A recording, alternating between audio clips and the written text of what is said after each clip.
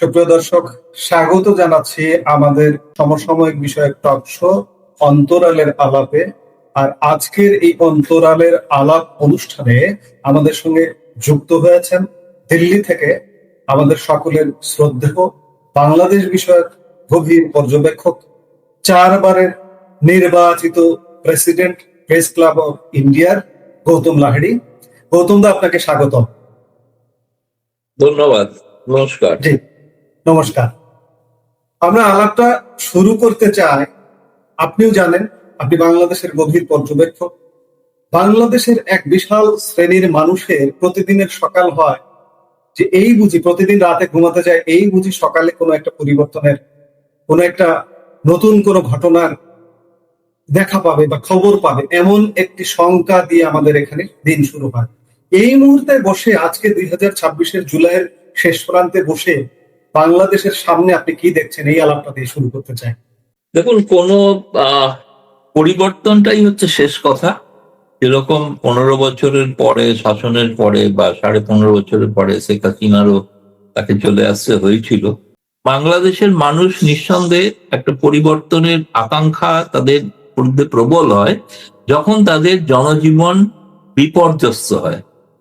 একটা পরিবর্তনের পর আশা করেছিল সাধারণ মানুষ যে বোধহয় অবস্থার পরিবর্তন ঘটবে, কিন্তু আদতে তা ঘটেনি। এমনকি নির্বাচনের পরেও যে সরকার প্রতিষ্ঠিত হয়েছে, সেই সরকারও মানুষের দৈনন্দিন জীবনের আশা আকাঙ্ক্ষা তাদের সেটা পূরণ করতে কিন্তু সম্পূর্ণ সফল হচ্ছেন না। এবং একইভাবে পুরনো প্রশাসনেরই যেন একটা এক্সটেনশন চলছে। কেন চলছে?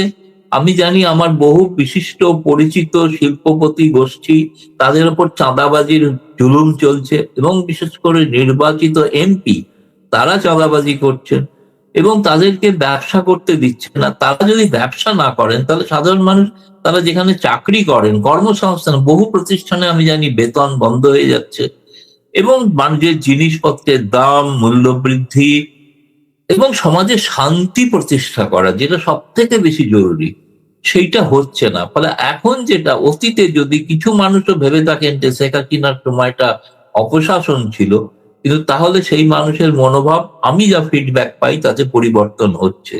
মানুষ চাইছে যে, এবং বলছেও, সাধারণ স্তরে মানে রিক্সাওয়ালা থেকে সবজিওয়ালা, সাধারণ দোকানদার, তারা বলতে, আমি বড় নেতাদের কথা বলছি না, বড় নেতাদের, রাজনৈতিক নেতাদের নানা রকমের তাদের আশা আকাঙ্ক্ষা অন্য ধরনের থাকে, কিন্তু সাধারণ মানুষ, স্কুল, শিক্ষা প্রতিষ্ঠান, সেগুলোতে যে অবস্থা তৈরি হয়েছে, এই অবস্থাটা আদৌ মানে বাংলাদেশ যে সোনার বাংলা তৈরি হওয়ার যে প্রতিশ্রুতি ছিল তার থেকে পিছিয়ে যাচ্ছে। ফলে আমি নিশ্চিতভাবে মনে করি, যেহেতু এই সময় সাবেক প্রধানমন্ত্রী শেখ হাসিনা আবার দেশে ফিরে যাওয়ার আহ্বান দিয়ে, মানে ডাক দিয়েছেন, এই কারণেই যে তিনি বলছেন, তার যুক্তি হচ্ছে যে দেশের মানুষের যে অবর্ণনীয় অবস্থা, সেটা প্রতিকার করার জন্য আমার ওখানে যাওয়া দরকার, তাতে আমার জীবনের ঝুঁকি থাকবে। ফলে আমার ধারণা, যেটা আপনি বলছেন, মানুষ নিঃসন্দেহে বাংলাদেশ আবার একটা পরিবর্তনের মুখে তার সন্ধিক্ষণে পৌঁছাচ্ছে, এ বিষয়ে কোনো সন্দেহ নেই। আমরা যে পরিবর্তনটা দেখলাম 2024-এ, সেখানে মার্কিন পৃষ্ঠপোষকতায় একটা লাল বিপ্লব বা বর্ষা বিপ্লব, বা এটাকে কিভাবে বলবো, বা কনস্পিরেসি বলতে পারি, ষড়যন্ত্র বলতে পারি। এখন আজকে 2026-এর জুলাইয়ে বসে আমরা যদি মূল্যায়ন করি, মার্কিন যুক্তরাষ্ট্রের এখনকার মনোভাবটা কি আওয়ামী লীগ বা শেখ হাসিনা প্রসঙ্গে? দেখুন, একটা আমেরিকাতে যদিও দ্বিদলীয় শাসন ব্যবস্থা, সাধারণত কন্টিনিউটি থাকে পররাষ্ট্রনীতি, কিন্তু রিপাবলিকান এবং ডেমোক্র্যাটদের মধ্যে ফারাক আছে। আপনি যে সময়টা দেখেছেন 2024, সেটা তখন আমেরিকায় ক্ষমতায় ছিলেন ডেমোক্র্যাটরা, জো বাইডেন, এবং তার যে কর্মকর্তারা, তারা উঠে পড়ে লেগেছিলেন কিভাবে তারা হচ্ছে ইউনুসের ভক্ত এবং তারা ইউনুসের দ্বারা তারা আর্থিকভাবে উপকৃত, সেটা সেখানকার ওয়াশিংটন পোস্ট, নিউ ইয়র্ক টাইমসের লেখা, তাই না? তাই গ্রে জোন নামে যে একটা ওয়েবসাইট, সেখানে তো ডিটেল লেখা হয়েছিল এবং এমনকি ট্রাম্প নিজে ব্যাপারে তিনি প্রকাশ্যে বলেছিলেন নির্বাচনের সময়, হিলারি ক্লিন্টন বিদেশ থেকে, ইউনুস থেকে টাকা পান। ফলে রিপাবলিকানদের সঙ্গে ডেমোক্র্যাটদের একটা তফাৎ হচ্ছে, রিপাবলিকানরা মূলত ব্যবসায়িক স্বার্থকে বেশি প্রাধান্য দেয়। সেই ব্যবসায়িক স্বার্থের জন্য তাদের বাণিজ্য চুক্তি হয়েছে, সবই ঠিক হয়েছে, সব রাজনৈতিক দলকে সঙ্গে নিয়ে তারা করতে পেরেছেন, কিন্তু মানুষের মধ্যে অনেক প্রশ্ন আছে। আমেরিকার আর একটা সমস্যা হচ্ছে যে আমেরিকার সেনেট নির্বাচন আসন্ন। এই নির্বাচনে তারা তাদের কনস্টিটিউয়েন্সিকে বোঝাতে হবে যে তারা বিশ্বে যেখানে যাই করুন তারা কিন্তু গণতান্ত্রিক মূল্যবোধকে সম্মান করে। এবং তার একটা বড় প্রমাণ আমি দিচ্ছি আপনাকে, যে একসময় যে পশ্চিমা সংবাদ মাধ্যম, গণমাধ্যম শেখ হাসিনার বিরুদ্ধে সোচ্চার ছিল, তার মানবাধিকার লঙ্ঘন নিয়ে যত সোচ্চার ছিল, তারা কিন্তু এখন প্রত্যেকে শেখ হাসিনার সাক্ষাৎকার নেওয়ার জন্য উদ্গ্রীব। রয়টার্স তো হয়েইছে, আপনি হয়তো জানেন, দেখেছেন, এর মধ্যে জাপানের কিওডো এজেন্সি একটা ইন্টারভিউ করেছে, এবং আমি জানি সাউথ চায়না মর্নিং পোস্টে ইন্টারভিউ করছে, এএফপির ইন্টারভিউ হয়ে গিয়েছে, ব্লুমবার্গের ইন্টারভিউ হয়ে গিয়েছে বলে শুনেছি, সেগুলো যে কোনো মুহূর্তে প্রকাশিত হতে পারে। অর্থাৎ পশ্চিমা গণমাধ্যম তারা মনে করছেন যে বাংলাদেশে যেটা ইনক্লুসিভ পলিটিক্স, যে বিষয়ে ভারতের সঙ্গে তারা সহমত, অনেক বিষয়ে আমেরিকার সঙ্গে ভারতের দ্বিমত আছে, মত পার্থক্য আছে, কিন্তু এই একটা বিষয়ে একমত যে ইনক্লুসিভ পলিটিক্স বাংলাদেশে হওয়া উচিত। দ্বিতীয়ত, চীনের প্রভাবকে খর্ব করাটা প্রয়োজন, যেটা আপনার মনে আছে যে আমেরিকান রাষ্ট্রদূত তিনি দায়িত্ব নেওয়ার পর ব্রেন্ট ক্রিস্টেনসন বলেছিলেন, আমি চাইবো বাংলাদেশ চীন থেকে দূরত্ব বজায় রাখবে। এবং সেই তারেক রহমান প্রথম সফর মালয়েশিয়া হয়ে চীন করলেন, এবং সেখান থেকে শি জিনপিং তিনি আহ প্রস্তাব দিলেন যে বাংলাদেশ মায়ানমার থেকে চীন একটা করিডোর তৈরি করা, যে করিডোরটা আমেরিকার প্রবল আপত্তি থাকবে। এবং আপনি এটাও শুনেছেন নিশ্চয়ই যে সার্জেই ঘোর, ভারতের নিযুক্ত রাষ্ট্রদূত, তিনি দক্ষিণ এশিয়ার দায়িত্বপ্রাপ্ত, তিনি আগামী আজ রাতে অথবা কাল তিনি পৌঁছে যাচ্ছেন ঢাকায়। ফলে তার অনুষ্ঠান সূচিগুলোর দিকে, প্রোগ্রামের দিকে নজর রাখা উচিত। নজর রাখলে বোঝা যাবে যে তারা কতটা পূর্বের মত থেকে কতটা সরে এসেছে। না, কেউ কেউ অনুমান করেন যে সম্ভবত রাষ্ট্রপতি নির্বাচনের ক্ষেত্রেও রিপাবলিকানরা তারা ক্লিন্টনের পছন্দর ইউনুসকে চাইবেন না, তারা হয়তো অন্য কাউকে তারা সম্মতি দিতে পারে। সেক্ষেত্রে রাজনৈতিক দলের কেউ হলেই আমেরিকার কোনো আপত্তি থাকবে বলে মনে হয় না। যেমন শোনা যাচ্ছে ফখরুল আলী মির্জার নাম, তিনি বর্ষিয়ান নেতা, তিনি হতেই পারেন রাষ্ট্রপতি। এনিওয়ে, যেটা বলতে চাইছিলাম যে আপনি বলছেন যে আমেরিকার পূর্বের মনোভাব থেকে কিঞ্চিত হলেও পরিবর্তন ঘটেছে, এবং সেটা আগামীকাল আরো স্পষ্ট হয়ে যাবে। এখানে আমেরিকার সাথে এখানে ভারত, আমাদের ভূ রাজনীতির সাথে ভারত, ভারত আর আমেরিকা কি আসলে এক জায়গায় আসতে পারছে বলে মনে হচ্ছে এখন? ভূ রাজনৈতিক ক্ষেত্রে এক জায়গায় এক মঞ্চে আসতে পারছে, তার কারণ হচ্ছে তাদের উভয়েরই লক্ষ্য হচ্ছে চীনের প্রভাবকে খর্ব করা। ভারতও চাইবে না বেল্ট রোড ইনিশিয়েটিভের অন্তর্গত ওই মিয়ানমার বাংলাদেশ চীন করিডোর তৈরি হোক, আমেরিকাও চাইবে না। এ ব্যাপারে দুই দেশই সহমত, এবং একই সঙ্গে সহমত যে একটা ইনক্লুসিভ পলিটিক্স হওয়া উচিত। যে দলটি বাংলাদেশ নামক রাষ্ট্রটি সৃষ্টির পেছনে যাদের ভূমিকা, তাদের যদি রাজনৈতিক কর্মকাণ্ড থেকে বাদ দিয়ে রাখা হয়, সেটা সীমিতভাবে কর্মকাণ্ডে অনুমতি দিয়ে তারা শুরু করতে পারেন, এতে কিন্তু আমার ধারণা বিএনপির পক্ষেই ভালো হবে। নইলে বিএনপিকে লাগাতার কিন্তু জামায়াতের চাপের মুখে পড়তে হতে পারে। আপনি যে কথাটা বলেছেন শুরুতেই, যে যে পরিবর্তনটা ঘটে গিয়েছিল 24-এ, আপনি নাম করেছেন লাল পার্টি এবং আমেরিকারও, কিন্তু দেখুন স্বয়ং ইউনুস তো বলেছেন, আমি তো অন্য কারোর কথা শুনতে রাজি নাই, আমি তো স্বয়ং ইউনুসের কথা তিনি ক্লিন্টন ফাউন্ডেশনের মিটিং এ গিয়ে বললেন, প্রথম গিয়ে, যেটা একটা মেটিকুলাস ডিজাইন, এবং তিনি পরিচয় করিয়ে দিলেন কে মাস্টার মাইন্ড, পরিচয় করিয়ে দিলেন, এবং তাকে সেখানে তিনি যে বক্তৃতা দিয়েছেন বা যে কথা বলেছেন সেটা সম্পূর্ণটা রেকর্ডেড, এবং সেই রেকর্ডের বক্তৃতায় দেখুন বোঝাই যাচ্ছে। এবং আমি পরে দেখেছি সার্জি সালামের মতো নেতা জুলাই মাসের প্রথম সপ্তাহে তারা নাকি ঠিক করে ফেলেছিল যে ইউনুসই দায়িত্বতে আসবেন। তিনি সেটা সাক্ষাৎকারে বলেছেন, 24-এর পরে 25-এ বোধহয় সাক্ষাৎকার দিয়েছিলেন, সাক্ষাৎকারে স্বীকার করেছেন। ফলে গোটাটা যে মেটিকুলাস ডিজাইন, সেটা হাসিনা সরকারের অনেক প্রশাসনিক ব্যর্থতা এবং তার কিছু অভ্যন্তরে কিছু মানুষের, ধরুন ষড়যন্ত্রে লিপ্ত, আমি যদি বলি ষড়যন্ত্রে লিপ্ত হওয়া, নানা প্রলোভনে, সেই কারণেই তারা কিন্তু যে অ্যান্টি ইনকামবেন্সি যেটা ছিল সেটাকে ব্যবহার করেছেন। কিন্তু এই বিষয়টা সেটা কিন্তু আজকে সকলেই প্রায় দিনের আলোর মতো স্পষ্ট হয়ে গেছে যে এটা একটা হাসিনা উৎখাতের একটা ষড়যন্ত্র, নীল নকশা। সেই নীল নকশা যারা তৈরি করেছেন, যারা ক্ষমতায় গিয়েছেন, তারা নিজেরা স্বীকার করছেন তো যে আমরা নীল নকশা তৈরি করেছিলাম। তবে এটা মানুষের ক্ষোভের প্রতিফলনে যে সরকার পরিবর্তন হয়েছে এটা আদৌ সত্য নয়। এবং যে ধরনের জিনিস ব্যবহার করা হয়েছে এখন তো ধীরে ধীরে প্রকাশ্য জানা যাচ্ছে যে সাইফার রাইফেল ব্যবহৃত হয়েছিল। সাইফার রাইফেল বাংলাদেশে পুলিশ ব্যবহার হয় না। বাংলাদেশে ৪৪ থেকে ৪৫ জন অফিসিয়ালি নিহত, তাদের কে হত্যা করলো সেটার জন্য ইউনূস ইনডেমনিটি আইন অর্ডিন্যান্স পাস করলেন যে কোনো তদন্ত হবে না। কিভাবে ছাত্ররা মারা গেল তার ফরেন্সিক টেস্ট হবে না। আবু শহীদ কিভাবে মারা গেল তার ফরেন্সিক টেস্ট হবে না। তাহলে গোটাটাই তো একটা ষড়যন্ত্র ছিল। এবং আমি দেখলাম একজন মহিলা ছাত্রী, সে স্বীকার করছে যে সে মুখে টমেটো সস লাগিয়ে একটা আবহাওয়া তৈরি করেছিল যে তাকে বিভিন্নভাবে জঘন্যভাবে অত্যাচার করা হয়েছে। কিন্তু আসলে সেই মানে ইউনূসের একজন উপদেষ্টাই ভিডিওটা আমার কাছে আছে, তিনি বলছেন যে আপু তুমি তো সেই মেয়ে যে মুখে সস লাগিয়েছিলে, টমেটো সস লাগিয়ে রক্তাক্ত মুখ করেছিল। এইভাবে একটা কিন্তু নীলনকশা এবং মেটিকুলাস ডিজাইন তৈরি করে হয়েছিল। তাতে অনেকে ভেবেছিলেন যে সাধারণ মানুষের হয়তো উপকার হবে, আদৌ হয়নি। চাঁদাবাজি এবং সেই ধরনের গুন্ডাবাজি একই রকম অব্যাহত আছে।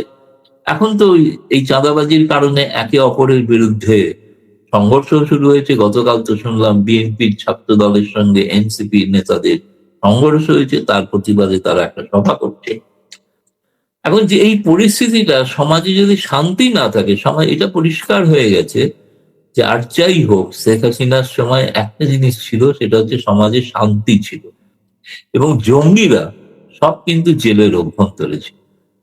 উগ্রপন্থী চরমপন্থা তারা কিন্তু কোনো মাথা তুলে দাঁড়াতে পারে। ফলে এই সময়টা তো মানুষ তাদের ক্ষোভ থাকতে পারে, সব মানুষকে সন্তুষ্ট করা একসঙ্গে সম্ভব না, কিন্তু বাংলাদেশ যে প্রগতির পথে চলেছিল সেই যাত্রাকে রুখে দেওয়াটাও একটা নীল নকশার অন্তর্গত বিষয় ছিল, একটা ধারা ছিল, সেটা আজকে স্পষ্ট হয়ে উঠেছে। বিএনপিও জানে তারা কিন্তু দ্বিতীয় সারির দল বাংলাদেশে, আওয়ামী লীগ প্রথম। ফলে তাদেরও একটা অস্তিত্ব নিয়ে সংকট দেখা দিতে পারে। ফলে যদি করতে হয় তাহলে কিন্তু বিএনপি এবং আওয়ামী লীগের মধ্যে কোনো গোপন সমঝোতার মাধ্যমেই এটা করতে হবে। সেটা কিন্তু এই শর্তেই যে আগামী ৫ বছর পর নির্বাচন হলে তখন নয়, ততদিন বিএনপি রাজত্ব করুক। তার মধ্যে যদি এখন তারা যদি পড়ে যায় নিজেরা মারামারি করে ঝগড়া করে সেটা অন্য বিষয়, কিন্তু তা না হলে নর্মালি নির্বাচন কিন্তু তাদের আওয়ামী লীগকে রাজনীতি করতে দেওয়া, আওয়ামী লীগকে যতই তাদের রাজনীতি করতে যদি দেয় তাদের জামায়াত মাথা তুলে দাঁড়াতে পারবে না। সেটা তাদের পক্ষে বাংলাদেশে এই মুহূর্তে প্রয়োজন মুক্তিযুদ্ধের পক্ষের সকল শক্তিকে এক ছাতার তলায় আসে। যারা মুক্তিযুদ্ধের বিরোধী ছিল তাদেরকে দূরে সরিয়ে রাখে। এটাই একমাত্র বাংলাদেশের ইনক্লুসিভ পলিটিক্স, সেটাই হওয়া উচিত। এখন আমি জানি না বাংলাদেশ নতুন করে আমেরিকান রাষ্ট্রদূত তিনি মুক্তিযোদ্ধা, কারা মুক্তিযোদ্ধা তার কিছু ব্যাখ্যা দেবেন তালিকা করতে চাইছে। জি, হ্যাঁ, কিছু কিছুটা কি যায় না সেটা না হলে আমরা বুঝতে পারবো। তবে আমেরিকান এম্বাসি ঢাকার যেটা, সেখানে জামায়াতের যে আগে যে প্রভাব ছিল সেটা আর নেই। তাদের মধ্যে ৪৮ জনের মধ্যে প্রায় বেশিরভাগকেই সেখান থেকে সরিয়ে দেওয়া হয়েছে। তারা অন্যত্র হয়তো চাকরি টাকরি করছেন, কিন্তু অনেককে বরখাস্ত করা হয়েছে।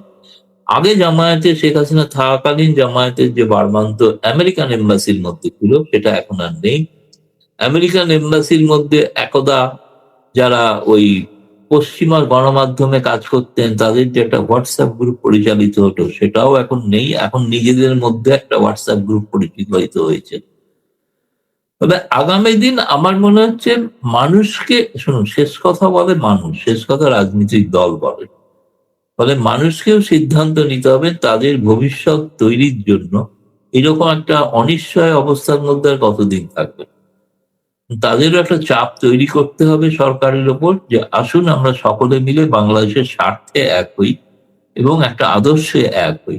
সে আদর্শটা মুক্তিযুদ্ধ, কোন নির্দিষ্ট দল বা ব্যক্তির কথা বলছি না। মুক্তিযুদ্ধের আদর্শে সকলে ঐক্যবদ্ধ হওয়ার প্রয়োজন আছে। তাহলেই বাংলাদেশ আবার ঘুরে দাঁড়াতে পারবে, নইলে বাংলাদেশ আমার মতে আরো রসাতলে হবে যাবে। বাংলাদেশের বর্তমান বিএনপি সরকার এবং ভারত সরকার, আমরা শুরুতেই দেখেছি যে ভারত সরকারের এই বিএনপি সরকারের মধ্যে একটা স্বাগত জানানোর একটা ব্যাপার ছিল শুরুর দিকে, এবং এখনো আমরা সম্প্রতি দেখলাম যে ব্রিক্স সম্মেলনে অতিথি হিসেবে বাংলাদেশের প্রধানমন্ত্রী তারেক রহমানকে নরেন্দ্র মোদী আমন্ত্রণ জানিয়েছেন। আজকে বসে আপনি ভারত এবং বর্তমান বিএনপি সরকারের সম্পর্কটাকে কিভাবে দেখছেন? কারণ আমাদের সামনে আরো অনেক কিছু ইস্যু আছে, গঙ্গা চুক্তি আছে, এই বিষয়গুলা আসলে যাত্রাটা কেমন হচ্ছে এখন? দেখুন, সত্যি কথা বলতে গেলে ভারত প্রথম দিন থেকেই তারেক রহমান সরকারের প্রতি সহযোগিতার হাত বাড়িয়েছে। এরকম প্রথম পার্লামেন্টে খালেদা জিয়ার মৃত্যুর পর শোক প্রস্তাব পালিত হয়েছে, সকলে উঠে দাঁড়িয়ে শোক প্রস্তাব পাঠ করেছেন এবং সম্মান জানিয়েছেন।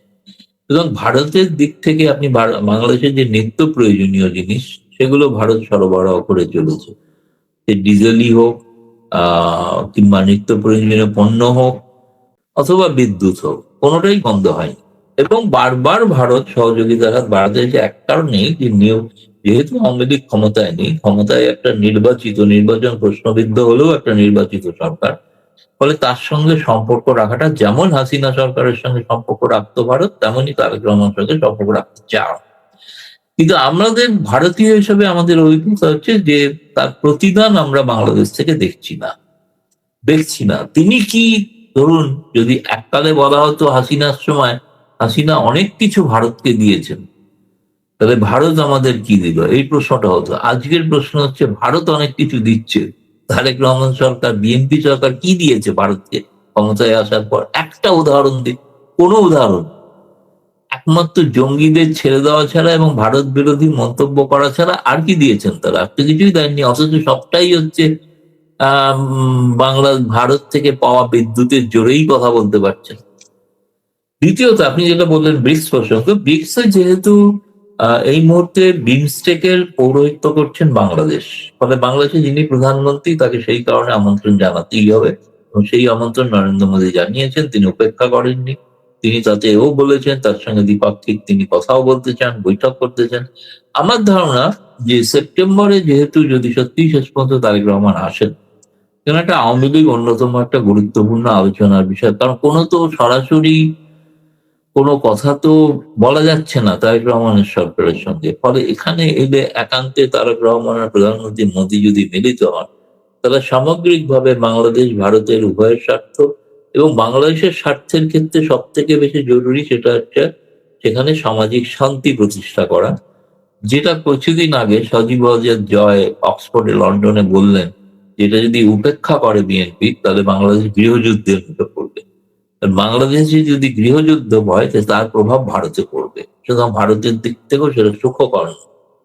সেই কারণে ভারত তারেক রহমানের সঙ্গে একটা পরিষ্কার স্পষ্ট আলোচনা করে বুঝে নিতে চান যে তারা কতটা শান্তি, ইনক্লুসিভ সোসাইটি, ইনক্লুসিভ পলিটিক্স তৈরি করতে চাইছেন বাংলাদেশে, যেটা খোলাখুলি একটা আলোচনা হওয়ার সুযোগ হচ্ছে ব্রিক্সকে কেন্দ্র করে।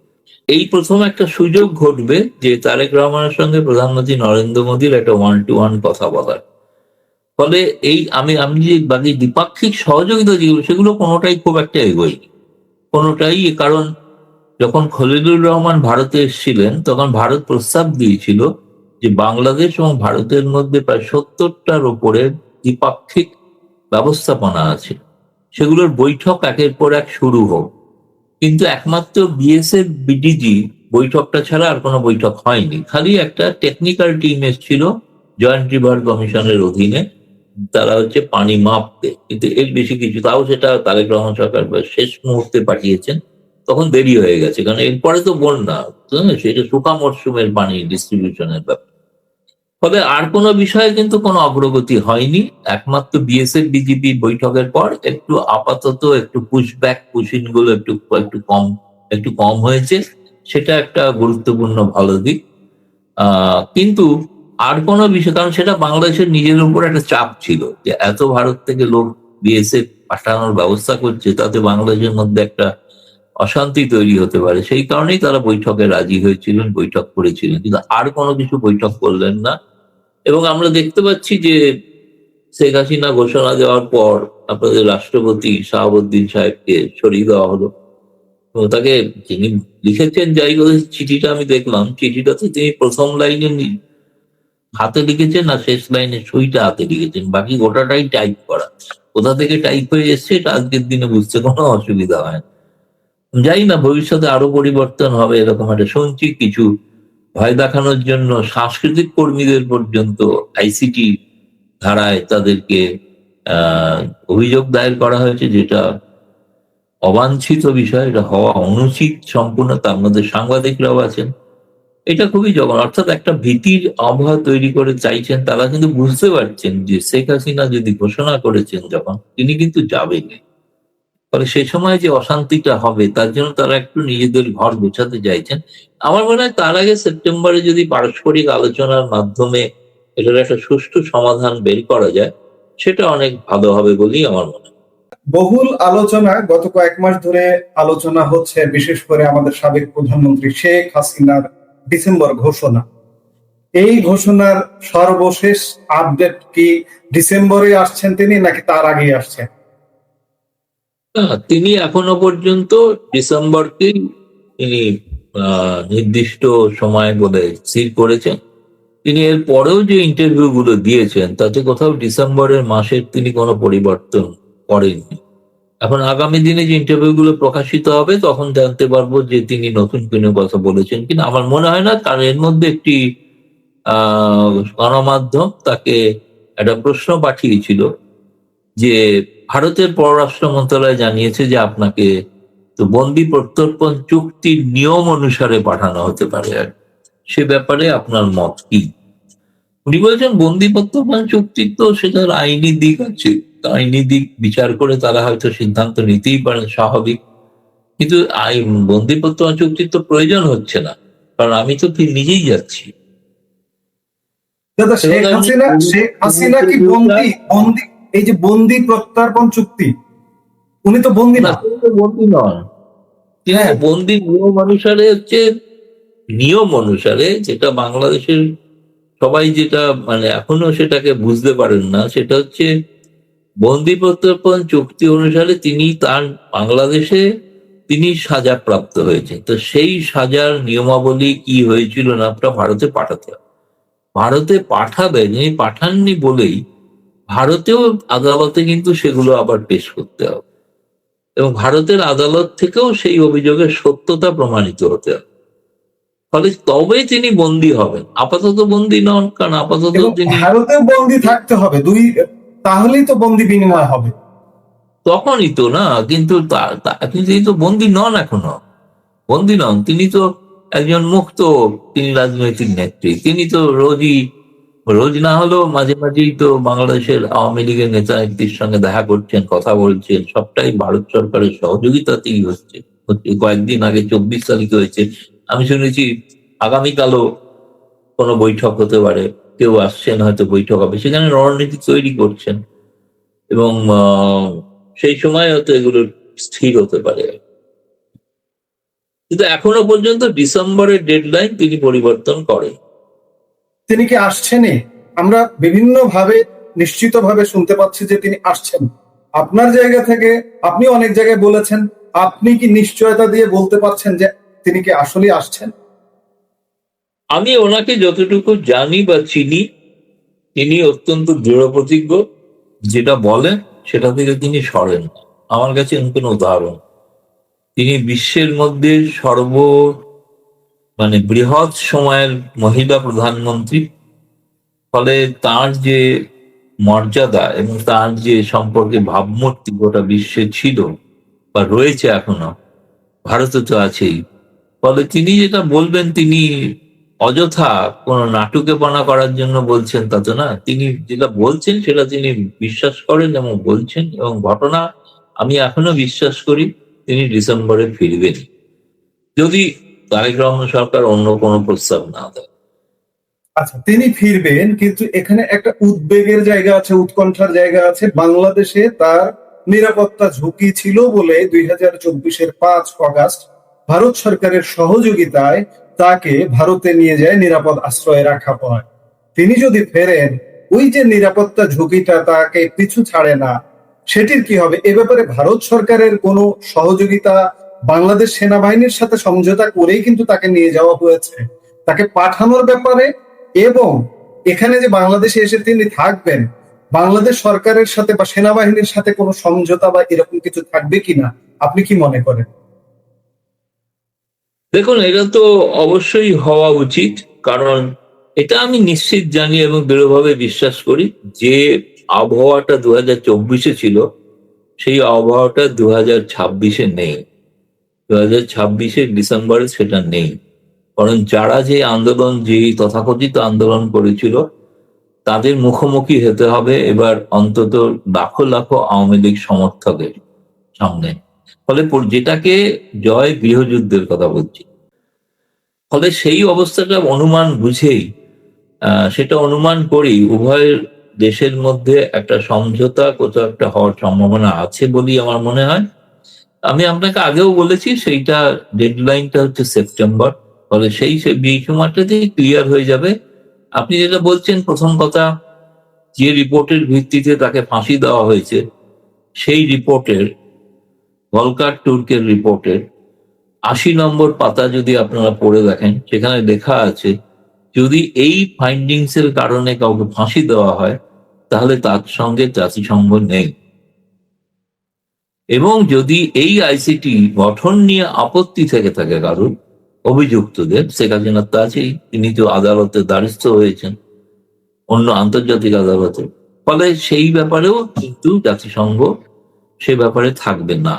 ফলে জাতিসংঘের এই রায়টা শেষ কথা নয়, শেষ কথা নয়। এবং সেটা কিন্তু প্রত্যেক বাংলাদেশের মানুষের এটা আর একবার পড়া উচিত। 115 পাতার রিপোর্ট পড়ার দরকার নেই। আমি বলবো যে 70 থেকে 80 পাতা এইটুকু পড়লেই কিন্তু তারা বুঝতে পারবেন যে রিপোর্টে কি বলা আছে। আমি নিজের সাংবাদিকতার বিশ্লেষণ থেকে মনে করি, শেখ হাসিনা ফিরলেও তার ফাঁসি হওয়া সম্ভব না, প্রাণহানি হওয়ারও সম্ভব নয়। সেটা করতে পারবে না, যেটা 24-এ পারতো সেটা পারেনি যখন, আর পারবে না, আর করা সম্ভব না। তিনি মানুষের, জনতার মধ্যে, জনতা স্রোতের মধ্যে থাকবেন এবং সেই জনতাই তাকে কিন্তু বাঁচাবে। এখানে একটি প্রশ্ন আছে যে আমাদের মানুষ 24-এ যেমন ছিল, বাংলাদেশের মানুষ 26-এ আজকে প্রশমন হয়েছে, কিন্তু এই যে জঙ্গিদের কথা বলা হয়, জঙ্গিদের মনোভাব তো এখনো সেই মনোভাবেই আছে। কারণ জঙ্গিদের তো ছেড়ে দেওয়া, জঙ্গিদের আমরা বন্দি করতে পারিনি, বর্তমান সরকারও পারেনি। সেই থ্রেটটা আসবে কিনা, সেই শঙ্কার জায়গায় ভারত আসতে পারে, আসতে পারে, আসতে পারে, আসতে পারে। উনি তো গ্রেনেড হামলার সম্মুখীন হয়েছিল, তাই না, বিরোধী দলের পাকাকালে। সুতরাং সেটাকে তো তিনি জানেন, তিনি তো বলছেন। আমি এমন একটা, মানে আমার জন্য ওখানে একটা রেড কার্পেট পেতে দেওয়া হবে, তারপরে আমি ফুলের মালা নিতে নিতে যাব, ঢুকবো, এরকম তো নয়। উনি তো বলছেন আমি মৃত্যু জেনেই যাচ্ছি। তিনি তো এরকম ব্যাপারে দৃঢ় প্রতিজ্ঞ। তার উপর জঙ্গিদের কতবার হানা হয়েছে, কতবার হামলা হয়েছে। তিনি বলেছেন, তিনি যেটা বলেন, বুঝলে, আমাকে প্রতিবারই মানুষ মানুষ এবং আল্লাহ বাঁচিয়েছে, আমি জানি এবারও বাঁচাবে। তার এটা দৃঢ় বিশ্বাস, এবারও বাঁচাবে। দাদা, আলাপের প্রায় শেষ পর্যায়ে এসেছি। লাস্ট একটা ছোট্ট করে প্রশ্ন, যেহেতু আগামীকাল সার্জিও গোর বাংলাদেশে 3 দিনের সফরে আসছেন, এই যে এতক্ষণ আমরা যে আলাপ করলাম বাংলাদেশে ইনক্লুসিভ পলিটিক্স, শেখ হাসিনার আগমন, এগুলোর কি একটা প্রাথমিক আলাপ আলোচনা বা পদক্ষেপ কি হতে পারে সার্জিও গোরের আলাপের মধ্যে? এখন সেটা তো দেখুন, আগাম ফোরকাস্ট করা মুশকিল, কিন্তু আমাদের ভারতের হাই কমিশনার দীনেশ ত্রিবেদী যখন ঢাকায় আসেন, তার আগে তার সঙ্গে সার্জিও গোর সাক্ষাৎ করে দেখা করেছিল। তাদের দুজনের মধ্যে বৈঠক হয়েছিল। তিনি বৈঠক করেছিলেন ভারতের স্বরাষ্ট্রমন্ত্রী অমিত শাহর সঙ্গেও। এবং নিশ্চিতভাবে যে তার একটা, মানে, নেপথ্যে বা ব্যাকগ্রাউন্ড, একটা প্রিপারেশন আছে। ফলে সেটা আমি আগ বাড়িয়ে কিছু বলতে চাই না, এই কারণেই যে তিনি নামার পরে তিনি কি বলছেন সেটার দিকে লক্ষ্য রাখাটাই ভালো, কারণ আগাম ফোরকাস্ট করাটা সঠিক হবে না। আপনাকে অসংখ্য ধন্যবাদ, এতক্ষণ আমাদের সঙ্গে যুক্ত হয়ে আমাদেরকে সমৃদ্ধ করলেন। পরবর্তী আবার কোনো অনুষ্ঠানে আপনাকে আমন্ত্রণ জানাবো। আজ এ পর্যন্তই বিদায় নিতে চাইছি। দর্শক, আমাদের আলাপ এ পর্যন্তই। ভালো থাকুন, সুস্থ থাকুন। আমাদের ভিডিওগুলো নিয়মিত পেতে সাবস্ক্রাইব করুন সাজ্জাদ কাদির ইউটিউব চ্যানেল এবং লাইক, কমেন্ট, শেয়ার করে সাথে থাকুন।